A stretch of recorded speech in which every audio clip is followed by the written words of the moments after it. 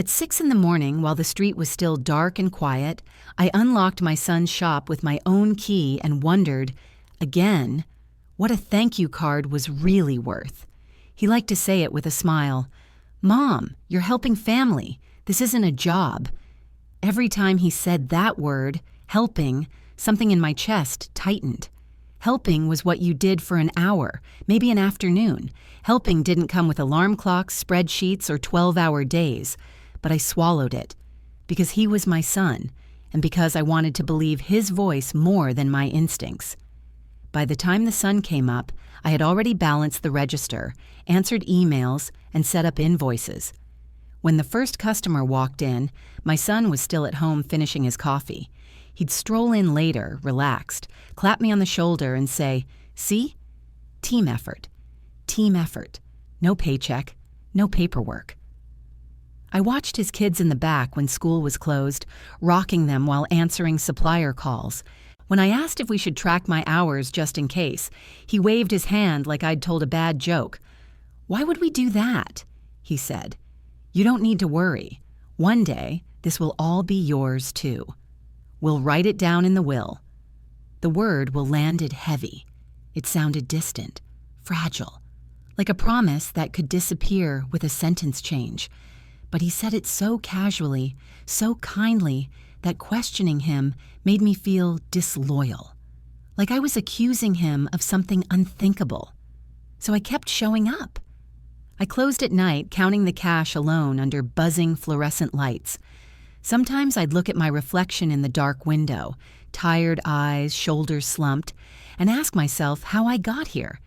Then I'd remember his voice, calm, confident, reassuring.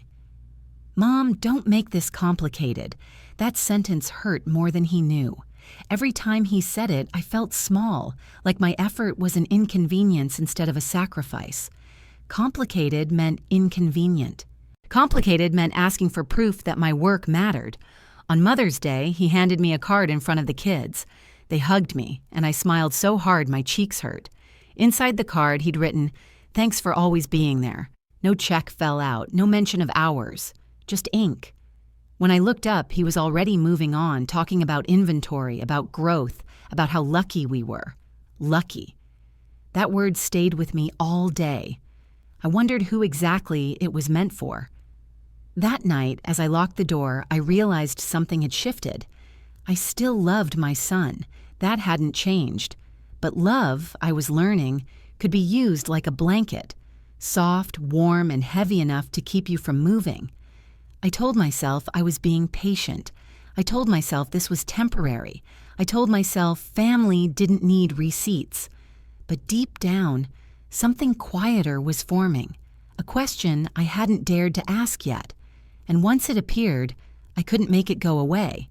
If this was really my business too, why did I feel like a ghost in it? I didn't hear it all at once. That's the part that stayed with me. The truth didn't arrive like a shout.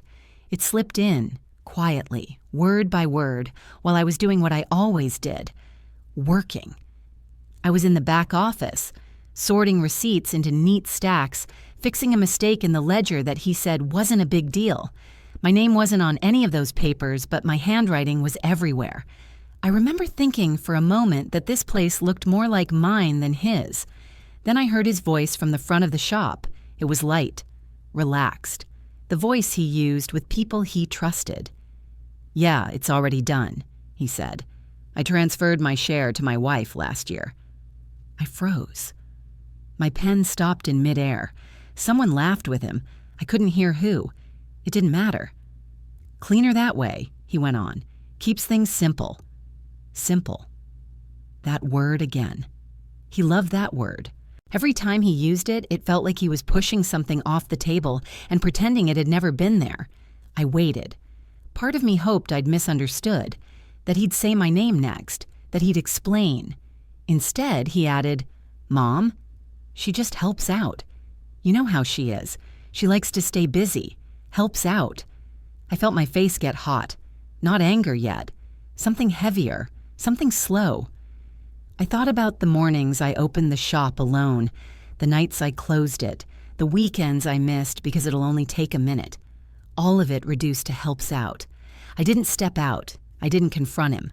I stayed where I was, staring at the numbers until they blurred. The sound of his voice kept going, calm and friendly, like he wasn't cutting something away from me piece by piece. When I finally walked out front, he saw me and smiled. "Hey, Mom," he said, like nothing had happened. "Can you watch the kids for a bit? I've got to make a call." That smile hurt more than the words I'd heard. It told me he didn't think I'd heard anything worth reacting to, or worse, that he didn't think it mattered. I nodded. Of course I did. While I watched the kids, I replayed every conversation from the past 3 years. Every time he said, "Don't worry about it." Every time he said, "We'll handle it later." Every time he mentioned the future instead of the present.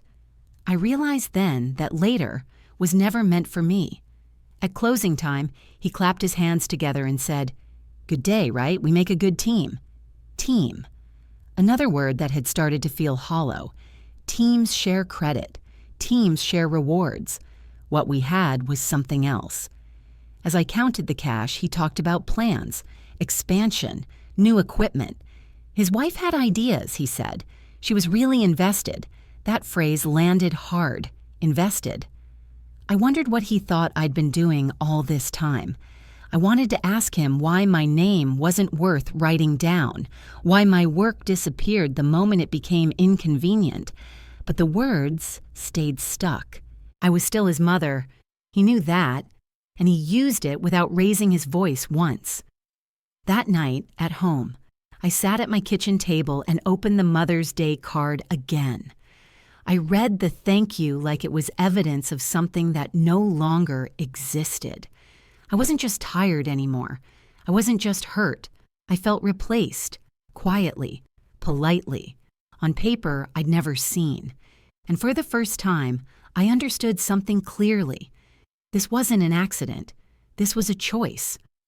The next morning, I didn't go straight to the shop. I sat in my car with the engine off, staring at the steering wheel, trying to slow my breathing. Something had changed inside me. Not anger exactly. Resentment. Quiet, heavy, and steady. When I finally walked in, my son was already there. He barely looked up from his phone. "Morning," he said. "Can you handle payroll today? It's a mess." Payroll. The word landed wrong. I almost laughed. Not because it was funny, but because it hurt in a way that felt unreal. I handled payroll for everyone except myself. I nodded like I always did and sat down at the desk. As I worked, I started noticing things I had ignored before. Names on forms, dates, signatures. Everyone had a record, hours, wages. Even the babysitter he hired once a month had a check and a paper trail. I had nothing. That was when I started looking things up. Quietly, carefully. I told myself it was just curiosity. I searched for simple answers. What counts as work? What counts as pay? What happens when family helps out? The words on the screen were plain, clear, cold. Work is work, no matter who does it. Family does not cancel responsibility. If someone performs regular duties, the law sees them as a worker. I felt my stomach drop. Not because I wanted trouble, but because I realized how exposed I was and how protected he had made himself. Later that day, I asked him gently, "Should we maybe put something in writing, just so everything's clear?" He sighed, slow and controlled, like I was testing his patience. "Mom," he said, "why are you making this weird?" Weird. That word stung more than I expected. He leaned back in his chair. "You're not an employee. You're my mother. This is family. Don't turn it into something ugly." Ugly. That was the word that did it. I thought of my own father then, of the day he told me I was too much trouble when I asked for help after my divorce.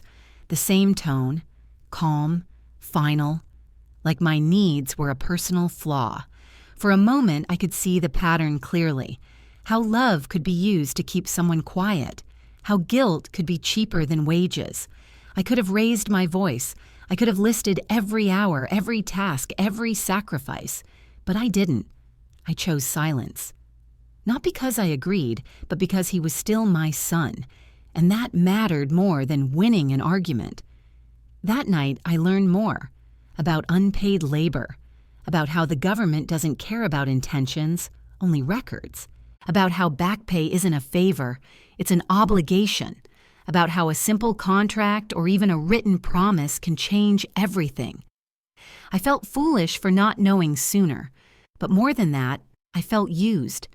Every polite smile from him now felt rehearsed. Every thanks Mom sounded like a way to keep things exactly as they were. The emotional twist came when I found an old email from years ago, one he had sent me when the shop first opened. "I couldn't do this without you," it said. "This is our future." I stared at that line for a long time. Our future. Back then, I'd believed it without question. I printed the email and held it in my hands, feeling both comforted and betrayed by the same sentence. The next day, he asked me to stay late again. "You don't mind, right?" he said. "You're always here anyway. Always here. Always invisible." I realized then that resentment isn't loud. It doesn't explode. It settles. It sharpens your memory. It makes you pay attention. I wasn't planning anything yet. I wasn't seeking revenge. I was learning. And learning felt dangerous in a way I hadn't expected. Because once you understand the rules, you also understand who's been breaking them and who's been paying the price. I started gathering proof the same way I had done everything else in that shop. Quietly, carefully, without drawing attention to myself. At first it felt wrong, like I was betraying him. Every time I opened my notebook at home, I could hear his voice in my head, calm and disappointed. "Mom, why are you doing this?" That imagined question hurt more than anything he'd actually said. But then I remembered the real words, the ones he didn't think would reach me. "She just helps out." And the resentment came back, steady and clear. I wrote down my hours from memory. Opening times, closing times, weekends, holidays. I checked my old calendars, the ones with his handwriting asking me to cover or stay late. I printed emails where he told suppliers to check with my mom. She handles that. I saved text messages where he asked me to watch the kids because you're already there. Each message felt different now. What once sounded like trust now sounded like convenience. Every polite request carried weight I hadn't allowed myself to feel before. At the shop, he noticed I was quieter. "You okay?" he asked one afternoon, barely looking up from his laptop. "I'm fine," I said. That lie tasted bitter, but it kept the peace. I wasn't ready to speak yet. I needed facts first. Paper, dates, proof, not feelings. Feelings were too easy for him to dismiss. When I asked for copies of old records for organization, he shrugged. "Sure," he said. "You're good at that stuff. Good at cleaning up after him. Good at fixing things quietly." His words weren't cruel, but they landed hard because they assumed I would always be there, always agreeable, always unpaid. I met with an accountant on my own time. Sitting across from a stranger made my hands shake. Saying the story out loud made it real in a way it hadn't been before. The accountant didn't raise their voice, didn't judge, just nodded and explained things plainly, what unpaid wages meant, how regular duties count as work, how records matter more than promises. Hearing it said so calmly made my resentment shift. It stopped being personal and became practical. This wasn't about hurting my son. This was about acknowledging what had already happened. Still, the guilt followed me home. I'd look at old photos of him as a kid, his first job, his proud smile when the shop opened. I asked myself if I was going too far, if this would break something we couldn't fix. The answer came one night when he called me, annoyed. "Why did you move those files?" he asked. "Now I can't find anything." No thank you. No awareness that those files existed because I'd made them. Just irritation. "I was organizing," I said. "Well, don't," he replied. "Just leave it how it was." How it was. Messy for him. Clear for me. Beneficial for him. Costly for me. That was the moment my hesitation faded. I finished my file. Hours. Tasks. Messages. Emails. Even that old promise about our future. I didn't add opinions. I didn't add anger. I let the facts speak. Filing the complaints was harder than I expected, not because the process was complicated, but because my hands shook the entire time. Each form felt final. Each checkbox felt like crossing a line I could never uncross. I didn't tell him. Not then. At the shop the next day, he joked about dinner plans, asked if I could stay late again. His normal tone made my resentment burn sharper because it showed how little he suspected. I nodded like always, but inside I was done being invisible. I had stopped protecting his comfort at the cost of my own. I wasn't acting out of anger anymore. I was acting out of clarity. And once that paperwork was sent, I knew one thing for sure. Whatever happened next, it wouldn't be quiet. The call came on a Tuesday afternoon, right in the middle of the day. I recognized his number immediately. For a moment, I let it ring. Not out of spite, out of something heavier, control, maybe, or dignity. I answered on the fourth ring. "Mom," he said, and his voice sounded different. Still polite, but tighter. "Careful, we need to talk." Those words landed with a dull weight.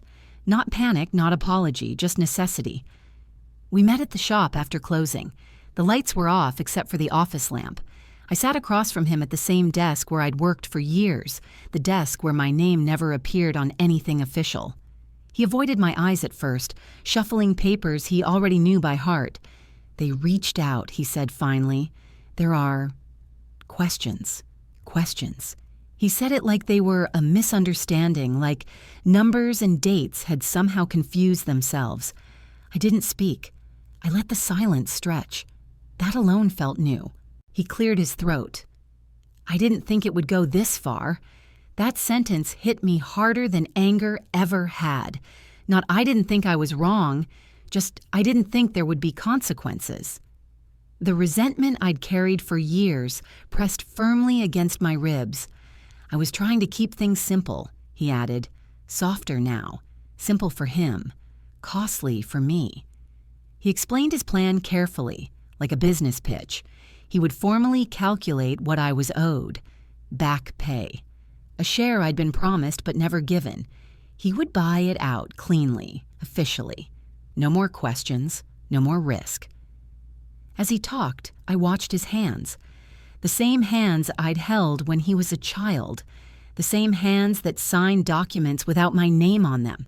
Every word he spoke felt measured, like he was still managing a situation instead of facing a person. When he finished, he looked up, waiting. I felt resentment rise again, sharp and precise. Not because he was offering to make it right, but because it took pressure from outside to get here. Not gratitude, not honesty, fear. I agreed.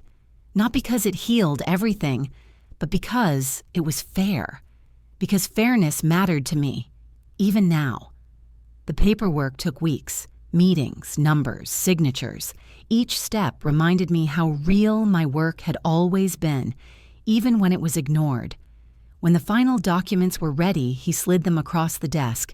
"Once this is done," he said, "we can move forward." Move forward. Another phrase that sounded generous but felt unfinished. I signed. Slowly, carefully. When the transfer cleared, I sold my stake the same day. I didn't celebrate. I didn't cry.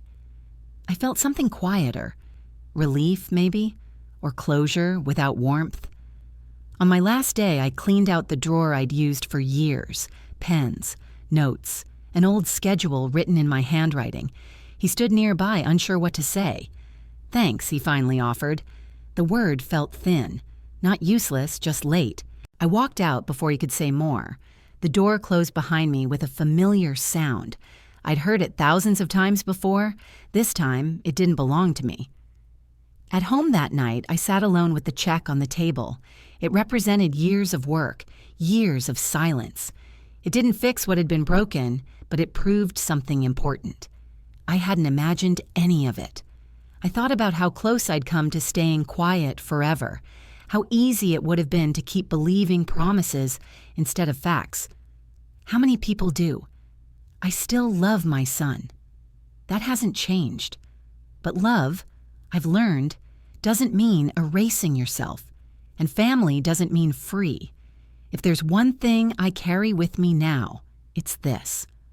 When someone tells you not to make things complicated, it's usually because the truth already is.